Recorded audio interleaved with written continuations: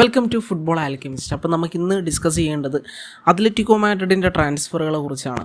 അപ്പോൾ നമ്മൾ സിമിയോണിൻ്റെ കാര്യം പറയുന്ന സമയത്ത് സിമിയോണി ലാലിഗ അടിച്ചിട്ടുള്ള മാനേജറാണ്, ഡൊമസ്റ്റിക് ട്രോഫീസ് അടിച്ചിട്ടുള്ള മാനേജറാണ്. പക്ഷേ അദ്ദേഹത്തിനെ സംബന്ധിച്ചിടത്തോളം കിട്ടാക്കനിയായിട്ടുള്ളൊരു ട്രോഫി എന്ന് പറയുന്നത് UCL ആണ്. അപ്പോൾ എനിക്ക് തോന്നുന്നു UCL അടിക്കണം എന്നുള്ളൊരൊറ്റ മൈൻഡിലാണ് ഈ ഒരു സമ്മർ ട്രാൻസ്ഫർ വിൻഡോയിലേക്ക് മൂപ്പര് മുണ്ടും മടക്കി കെട്ടി ഇറങ്ങിയിട്ടുള്ളത്. എന്നിട്ട് അവർ അത്യാവശ്യം നല്ല സൈനിങ്ങുകൾ ടീമിലേക്ക് കൊണ്ടുവന്നിട്ടുണ്ട്. അൾട്ടിമേറ്റ് ടീം UCL വലിയൊരു ഇമ്പാക്റ്റ് കൊണ്ടുവരിക എന്നുള്ളതിനായിരിക്കും. ഓക്കെ, ഇപ്പോൾ വന്ന പ്ലെയേഴ്സൊക്കെ UCL ലിഫ്റ്റ് ചെയ്യാൻ മാത്രം കേപ്പബിലിറ്റി ഉള്ളവരാണോ എന്ന് ചോദിച്ചു കഴിഞ്ഞാൽ എല്ലാം നല്ല ക്വാളിറ്റി ഉള്ള പ്ലെയേഴ്സാണ്. ബാക്കിയുള്ള കാര്യങ്ങളൊക്കെ നമ്മൾ വെയിറ്റ് ചെയ്ത് കാണേണ്ടതായിട്ടുള്ള സംഗതികളാണ്. ഓക്കെ, അപ്പോൾ നമ്മൾ ഈ ഒരു ട്രാൻസ്ഫറുകളെ കുറിച്ച് സംസാരിക്കുന്ന സമയത്ത് ഫസ്റ്റ് പറയേണ്ടത് ഹൂലിയൻ അൽവാരസിനെ കുറിച്ചാണ്. ഹൂലിയൻ അൽവാരസിനെ 81 മില്യൺ പൗണ്ട്സിൻ്റെ ഒരു ഡീലിനാണ് ഇപ്പോൾ നിലവിൽ അവർ കൊണ്ടുവന്നിട്ടുള്ളത്. അപ്പം സൈനിങ് ആണ്. അൽവാരസിനെ കുറിച്ച് നമുക്കറിയാം, അദ്ദേഹം സിറ്റിയിലാണിപ്പോൾ 2 സീസണായിട്ടുള്ളത്. അപ്പോൾ അവിടെ നല്ല പെർഫോമൻസാണ് നടത്തിയിട്ടുള്ളത്. പക്ഷേ അവിടെ ഹാലൻഡ് എന്ന പ്ലെയർ ഉള്ളത് കൊണ്ട് തന്നെ എന്താണോ നമ്മുടെ അൽവാരസ് ഡിസേർവ് ചെയ്യുന്ന പ്ലേയിങ് ടൈം അതൊരിക്കലും സിറ്റിയിൽ നിന്ന് കിട്ടുന്നുണ്ടായിരുന്നില്ല. പക്ഷേ സിറ്റിയിലുള്ള സമയം കൊണ്ട് അദ്ദേഹത്തിന് ഏറ്റവും ബെനിഫിഷ്യലായിട്ട് സംഭവിച്ച കാര്യം എന്ന് പറയുന്നത് അവിടെ പലപ്പോഴായിട്ട് കെവിൻ ഡി ബ്രൂയിൻ്റെ ആബ്സെൻസ് സംഭവിച്ചിട്ടുണ്ടായിരുന്നു. അപ്പം കുറേ കൂടി ഡീപ്പിലേക്ക് ഇറങ്ങി വന്നിട്ട് നല്ല രീതിക്ക് പാസുകൾ കൊടുക്കാനും നല്ല രീതിക്ക് ടെക്നിക്കലായിട്ട് കളിക്കാനും കളി മെനയാനും ആ ഒരു പ്ലേ മേക്കിംഗ് എബിലിറ്റി, അതുപോലെ വേണമെങ്കിൽ വിങ്ങിലേക്ക് പോയിട്ട് കളിക്കാനുള്ള എബിലിറ്റി, ഇതൊക്കെ അത്യാവശ്യത്തിനുണ്ട് എന്നുള്ള കാര്യം ഹൂലിയൻ അൽവാരസ് വളരെ കൃത്യമായിട്ട് പ്രൂവ് ചെയ്തിട്ടുണ്ട്. ഓക്കെ, അപ്പം അതിൻ്റെ റിസൾട്ടായിട്ടാണ് ഇപ്പോൾ അദ്ദേഹത്തിൻ്റെ ഈ ഒരു ട്രാൻസ്ഫർ അത്ലറ്റിക്കോ മാഡ്രിഡിലേക്ക് നടന്നിട്ടുള്ളത്. അത് സിറ്റിക്കും നല്ലൊരു ട്രാൻസ്ഫറാണ്, ഹൂലിയൻ അൽവാരസിനും നല്ലൊരു ട്രാൻസ്ഫറാണ്. അൽവാരസ് എന്തായാലും അത്ലറ്റിക്കോയിലേക്ക് വന്നാൽ ഇവിടെ ആവശ്യത്തിൽ പ്ലേയിങ് ടൈം കിട്ടും എന്നുള്ള കാര്യത്തിൽ ഒരു സംശയവുമില്ല. ഓക്കെ, അതേസമയം സിറ്റിക്ക് ഏകദേശം 80 മില്യണിൻ്റെ മുകളിലുള്ള ഒരു വലിയ ഫീയും കിട്ടിക്കഴിഞ്ഞു. അവരെ സംബന്ധിച്ചിടത്തോളം എനിക്ക് തോന്നുന്നു ഒരു 15 16 20 മില്യണിൻ്റെ താഴെയുള്ളൊരു എമൗണ്ടിനാണ് മേടിച്ചിട്ടുണ്ടായിരുന്നത്. ഇപ്പോൾ വമ്പൻ ഏകദേശം 60 മില്യണിൻ്റെ എങ്ങാനും ഒരു പ്രോഫിറ്റ് മാർജിൻ ഉണ്ട് അവിടെ. അപ്പോൾ സിറ്റിനെ സംബന്ധിച്ചിടത്തോളം, അൽവാരസിനെ സംബന്ധിച്ചിടത്തോളം, സിമിയോണിനെ സംബന്ധിച്ചിടത്തോളം വളരെ ബെനിഫിഷ്യലായിട്ടുള്ള ഒരു ഡീലാണത്. അപ്പോൾ അൽവാരസ് പൊസസ് ചെയ്യുന്ന ആ ഒരു വേഴ്സറ്റാലിറ്റി എന്തായാലും അത്ലറ്റിക്കോക്ക് വലിയ രീതിക്ക് യൂസ് ആവും എന്നുള്ള കാര്യത്തിലൊരു സംശയവുമില്ല. പിന്നെ നമ്മൾ എടുത്തു പറയേണ്ട മറ്റൊരു പ്ലെയർ ഗാലൈഗറാണ്. ഗാലൈഗറിൻ്റെ ഒരു കേസിലേക്ക് പോകുന്ന സമയത്ത് ചെൽസിയിൽ, ക്രിസ്റ്റൽ പാലസിലൊക്കെ ഗാലൈഗർ നടത്തിയിട്ടുള്ള പെർഫോമൻസ് നമ്മൾ കണ്ടിട്ടുള്ളതാണ്.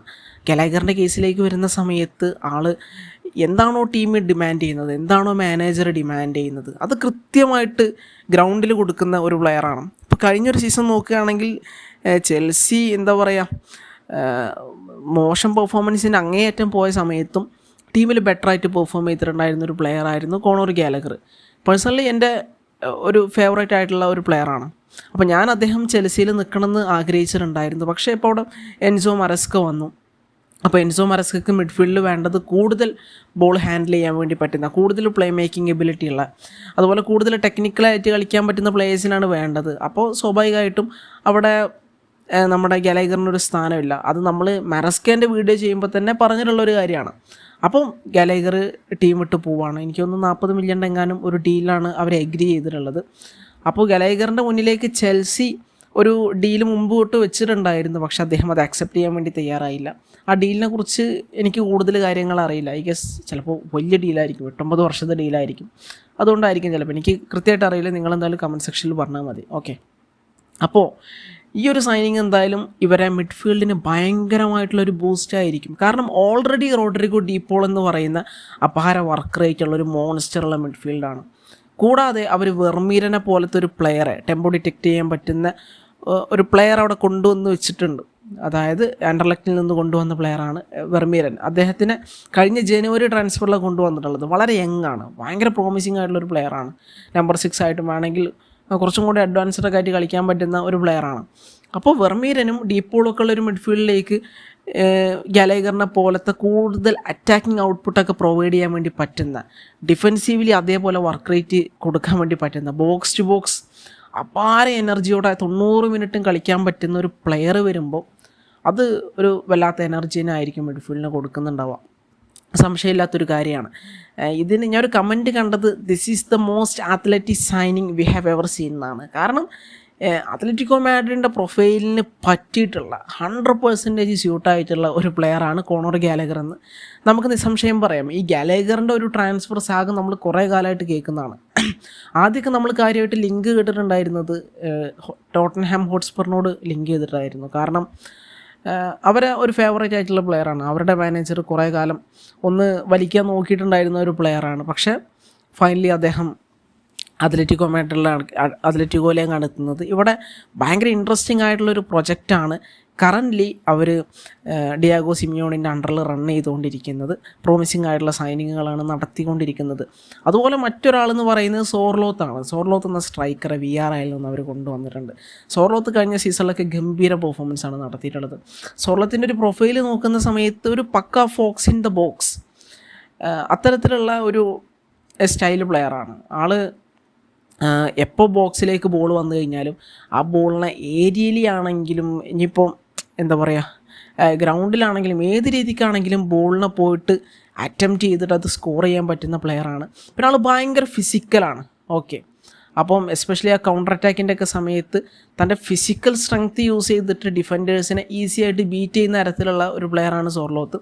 പിന്നെ ആൾക്ക് അത്യാവശ്യം നല്ല ഹൈറ്റ് ഉണ്ട്. അതൊക്കെ പ്ലെയറെ സംബന്ധിച്ചിടത്തോളം ഭയങ്കര അഡ്വാൻറ്റേജാണ്. ആൾ സ്പെയിനിലും നോർവീജിയയിലും അതുപോലെ തന്നെ എനിക്ക് തോന്നുന്നു ജർമ്മനിയിലും അവിടെ ഇവിടെയൊക്കെ കളിച്ചിട്ടുണ്ട്. പക്ഷേ അദ്ദേഹത്തിൻ്റെ ബെസ്റ്റ് ഔട്ട്പുട്ടൊക്കെ പുറത്തു വന്നിട്ടുള്ളത് സ്പെയിനിലാണ്.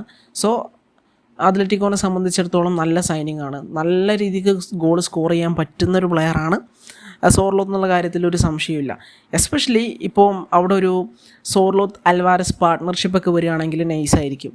കാരണം എന്താ വെച്ച് കഴിഞ്ഞാൽ അൽവാരസ് കുറേ കൂടി ക്രിയേറ്റീവ് എബിലിറ്റി ഉള്ള പ്ലെയറാണ്.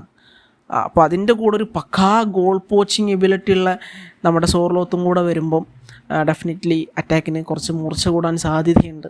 അതുപോലെ തന്നെ നമ്മൾ എടുത്തു പറയേണ്ടത് നോർമാൻഡിൻ്റെ സൈനിങ് ആണ്. നോർമാൻഡ് എന്ന റയൽ സോസിഡാഡിൻ്റെ സെൻറ്റർ ബാക്കിനെ അത്ലറ്റിക്കോ മാഡ്രിഡ് കൊണ്ടുവന്നിട്ടുണ്ട്. എനിക്ക് തോന്നുന്നു അവരുടെ ഈ ഒരു സമ്മറിലെ ഫസ്റ്റ് സൈനിങ് ആയിരുന്നു നോർമാൻഡ്.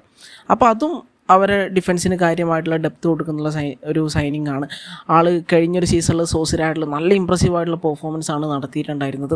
കഴിഞ്ഞ ലാലിഗയിലെ one of the best centre back ആണെന്ന് നമുക്ക് പറയാൻ വേണ്ടി കഴിയും. അതുപോലെ UCL വരുന്ന സമയത്തും ഭയങ്കര ഇമ്പ്രസീവ് ആയിരുന്നു നോർമാൻ്റെ പെർഫോമൻസ്. ഗ്രൂപ്പ് സ്റ്റേജിലാണെങ്കിലും നോക്കൗട്ട് സ്റ്റേജിലാണെങ്കിലും ഒക്കെ അദ്ദേഹം മെയിനായിട്ട് പാർട്ണർ ചെയ്തിട്ടുണ്ടായിരുന്ന ലപ്പോർട്ടനായിട്ടായിരുന്നു. അപ്പം അവിടെ കൃത്യമായിട്ടുള്ളൊരു കെമിസ്ട്രി വർക്കൗട്ട് ചെയ്യിക്കാനും ഒരു കൺസിസ്റ്റൻ്റ് ആയിട്ടുള്ള പെർഫോമൻസ് നടത്താനും അവർ ഗോൾ സ്കോർ ചെയ്യാൻ പറ്റാത്ത സമയത്ത് ഡിഫൻസിനൊക്കെ കൃത്യമായിട്ട് പിടിച്ചു നിർത്താനും എല്ലാത്തിനും പറ്റിയിട്ടുള്ള ഒരു പ്ലെയറാണ് നോർമാൻഡ്. സോ അതും അവർക്ക് കാര്യമായിട്ടുള്ള ഒരു ഡെപ്ത്ത് അവരുടെ ഡിഫൻസിൽ കൊടുക്കുന്നുണ്ട്. പിന്നെ നമ്മൾ എടുത്തു പറയേണ്ട കാര്യം ഗ്രീസ്മാൻ്റെ കാര്യമാണ്. ഗ്രീസ്മാൻ ക്ലബ്ബ് വിട്ട് പോകുന്നൊക്കെയാണ് കേൾക്കുന്നത്. അതും MLS ലോസ് ആഞ്ചലസ് ഗാലക്സിയിലേക്ക് പോകുന്നൊക്കെയാണ് കേൾക്കുന്നത്. അപ്പോൾ അതിനെക്കുറിച്ച് നമുക്ക് കൂടുതൽ അറിയില്ല. കൂടുതൽ ന്യൂസസ് കാര്യങ്ങളൊക്കെ വരട്ടെ. അപ്പോൾ അത്ലറ്റിക്കോ നടത്തിയിട്ടുള്ള ഏറ്റവും പ്രധാനപ്പെട്ട 3 സൈനിങ്ങുകളാണ് സോർലോത്തിൻ്റെ സൈനിങ്, അതുപോലെ ഗലേഗറിൻ്റെ സൈനിങ്, അതുപോലെ തന്നെ ഹൂലിയൻ അൽവാരസിൻ്റെ സൈനിങ്. ഇത് അവരുടെ നെക്സ്റ്റ് സീസണിൽ അവർക്ക് കാര്യമായിട്ടുള്ള ഒരു എനർജി കൊടുക്കാൻ പറ്റുന്ന സൈനിങ് ആണ്. ഒരു സംശയമില്ലാത്ത ഒരു കാര്യമാണത്. അപ്പോൾ ഇത്രയും കാര്യങ്ങളൊക്കെ തന്നെയാണ് പറയാൻ വേണ്ടി ഉദ്ദേശിച്ചത്. പിന്നെ നൈറ്റ് ഒരു ലൈവ് ഉണ്ട് ഫുട്ബോൾ പിവട്ടിൻ്റെ കൂടെ. ഓക്കെ, അപ്പോൾ നമുക്ക് എന്തായാലും അപ്പോൾ കാണാം. Thank you.